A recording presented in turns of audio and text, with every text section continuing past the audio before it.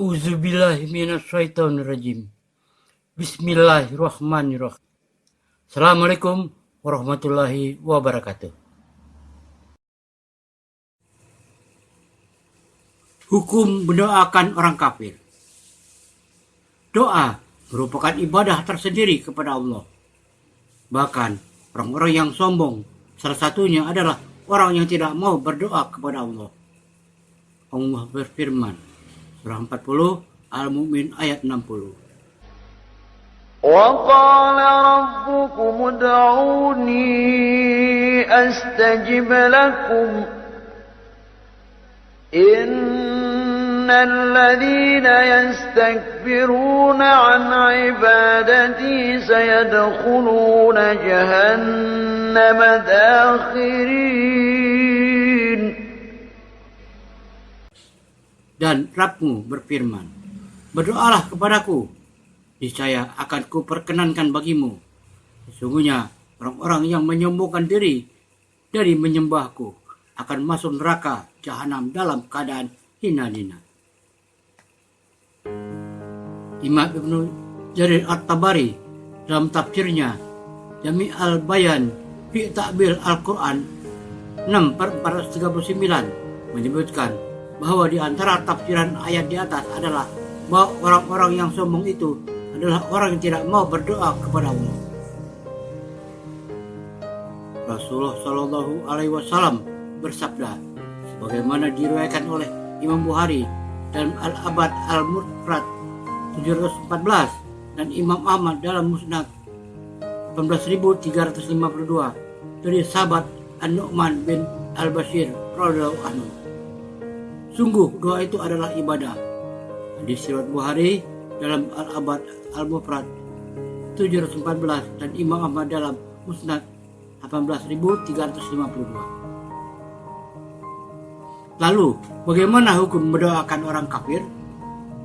Dalam hal ini, ada dua bentuk doa terhadap orang kafir yang perlu diketahui. Pertama, doa untuk kemaslahatan dunia. Kedua, doa untuk mendapatkan rahmat dan ampunan. Doa untuk kemaslahatan dunia. Tidak mengapa berdoa kepada Allah untuk orang kafir agar mendapatkan hidayah atau kemaslahatan dunia selainnya, seperti kesehatan, rezeki yang lancar.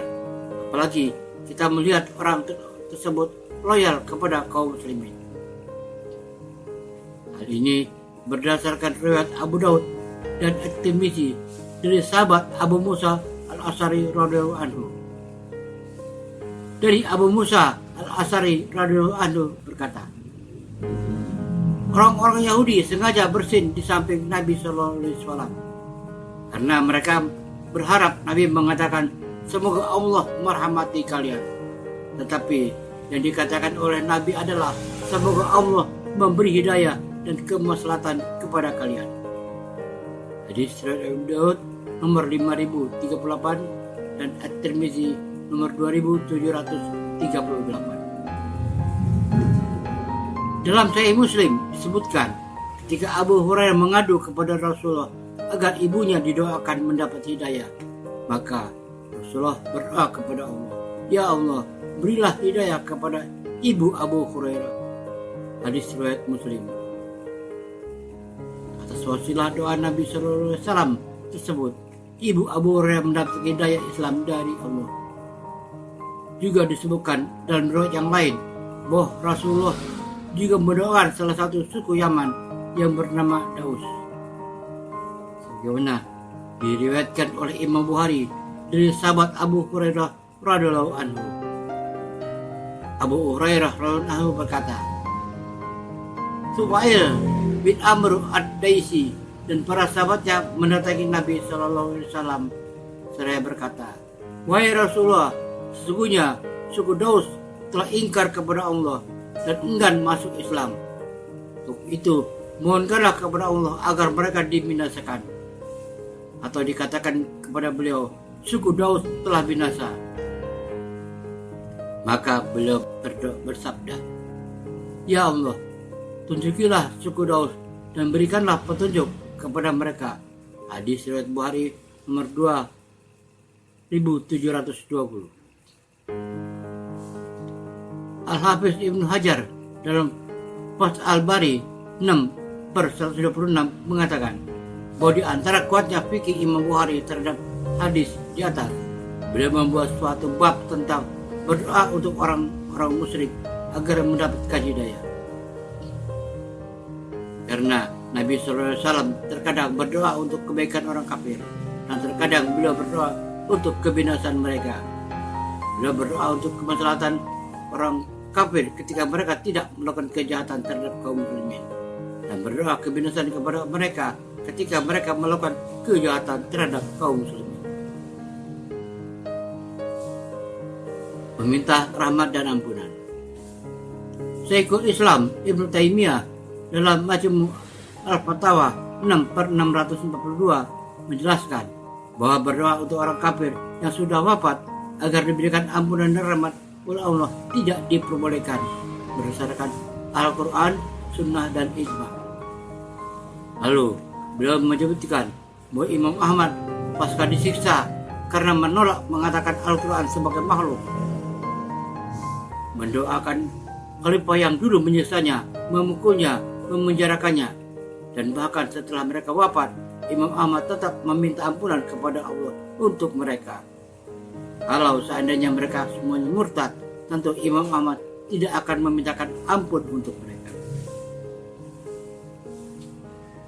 Adapun dalil keharaman meminta ampun dan rahmat kepada orang kafir yang sudah wafat adalah Allah berfirman, surah 9 At-Taubah ayat 113 sampai 114. ما كان للنبي والذين آمنوا أن يستغفروا للمشركين ولو كانوا أولي قربى من بعد ما تبين لهم أنهم أصحاب الجحيم.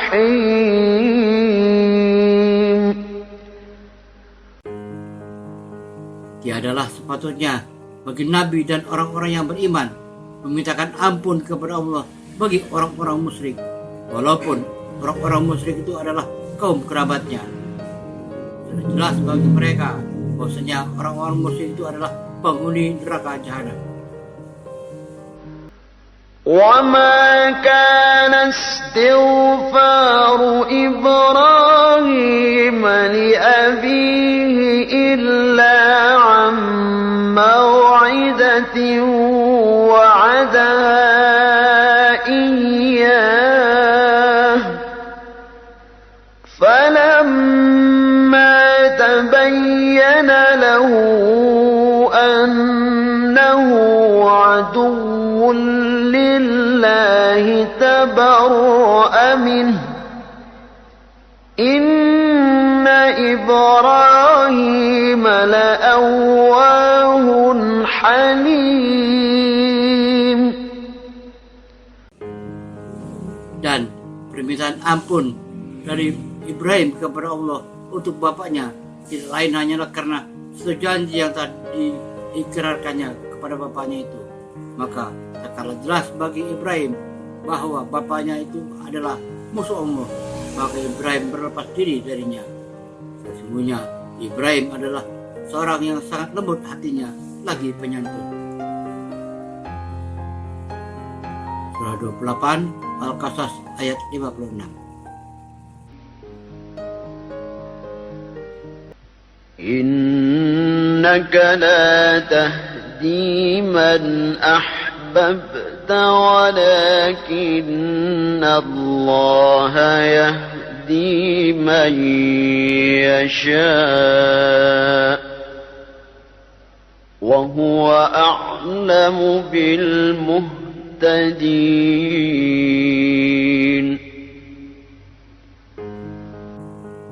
Sesungguhnya kamu tidak akan mendapat memberi petunjuk kepada orang yang kamu kasih seperti keluargamu, tetapi Allah memberi petunjuk kepada orang yang dikehendakinya, dan Allah lebih mengetahui orang-orang yang mau menerima petunjuk.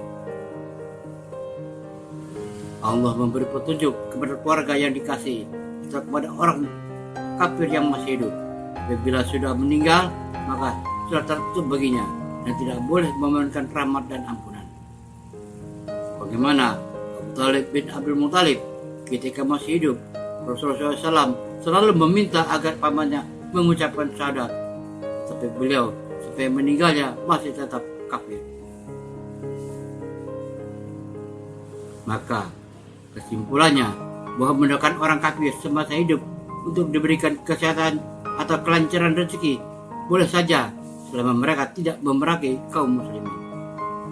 Sedangkan mendoakan rahmat dan ampunan untuk orang kafir yang sudah wafat atau yang masih hidup tidak diperbolehkan berdasarkan Al-Quran, Sunnah, dan Ijma. Wallahu a'lam bishawab. Semoga bermanfaat. Assalamualaikum warahmatullahi wabarakatuh.